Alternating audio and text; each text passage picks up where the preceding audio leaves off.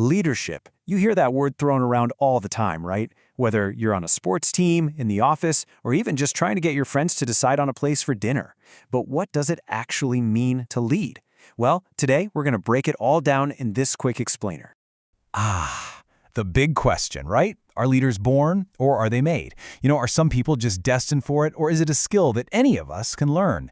Honestly, we could go back and forth on that forever. But here's the thing, it doesn't really matter where you start. What matters is getting a grip on the fundamentals. That's the real first step to becoming effective. So, here's our game plan for today. We're going to cover what is a leader, then the leader's core tasks. We'll also look at formal versus informal leadership, the whole manager or leader debate, and finally, what it takes to become the ultimate leader. Let's get into it. All right, first up, what is a leader? Let's unpack the core concepts. You can't really become a great leader until you know what leadership actually is, right? So let's start with a solid definition. Okay, so check this out. Leadership is the process of influencing a group to achieve a common goal through motivation and encouragement. The word that really jumps out at me there is process. See, it's not a thing you are, like a job title. It's something you do. It's an active thing. And the key ingredients? Influence, motivation, and that all-important common goal. So let's dig into that first piece, influence. This is really the engine of the whole thing. It's not about being the boss and just telling people what to do, no. It's the ability to actually change or shape how people behave, to get them to buy into the mission because they want to, not because they have to. That's a huge difference. And if influence is the engine, well then motivation is the fuel. This is all about encouraging people to bring their A game.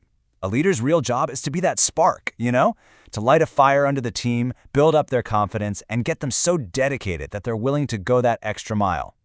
Okay, so we've got the theory down. Influence, motivation, makes sense. But what does a leader actually do day to day? Let's talk about the core tasks that take a big idea and turn it into something real. And it really is a step-by-step process. First, you've got to develop that big strategic vision and mission. Where are we going? Then you break it down into smaller goals and objectives. Okay, what do we need to hit along the way? Step 3, craft a strategy. This is your roadmap. Then comes the hard part, executing that strategy, actually doing the work. And finally, you have to look back and evaluate the performance. Did it work? What can we do better? You see how it all connects? And this quote just nails it, doesn't it? A good leader lays out a strategy that people will grasp and accept out of trust. That's the secret sauce right there. A strategy is just words on a page until people believe in it. A great leader builds that trust and makes the plan so clear and so compelling that everybody feels like they're a part of it and they all pull in the same direction to make it happen. All right, next section. Formal versus informal leadership. And this is a big one because so many of us think leadership is all about the job title, right? The corner office, the nameplate on the door. But is it really that simple? Seriously, think about it for a sec. Have you ever worked on a team where the person everyone looked to for answers wasn't actually the official boss? I bet you have. We all have. And that's because there are two flavors of leadership. You've got your formal leadership. That's the one that comes with the official position in the company hierarchy. You're the manager, the team lead, whatever. But then you've got informal leadership. And this one is different. It's based on personal influence, not a title. It's earned through respect and expertise.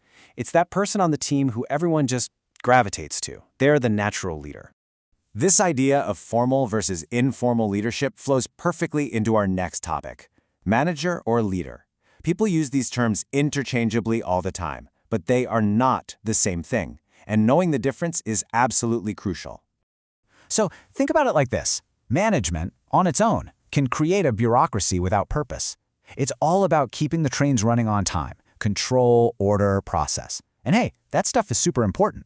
But without that bigger vision, that leadership spark, it just becomes a machine, churning through tasks with no real soul, no real why behind it all.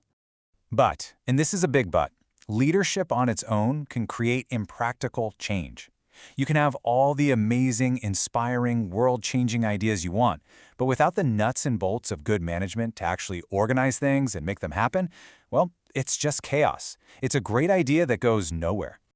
So here's the bottom line. It's not about choosing one over the other. Good management is what makes sure you meet your commitments right now. Good leadership is what secures the future. And the very best results, they come when you integrate both. You need the stability of management and the vision of leadership working hand in hand. So, what's the end game here? What are we all striving for? This brings us to our final section, becoming the ultimate leader.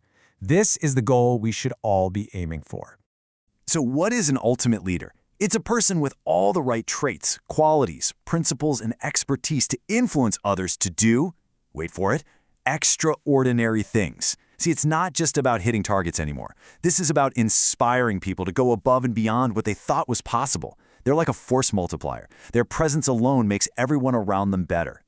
So, you're probably thinking, okay, that sounds amazing, but where do I even begin? Well, the answer is surprisingly simple. It all begins with a single quality: enthusiasm. Yeah, that's it.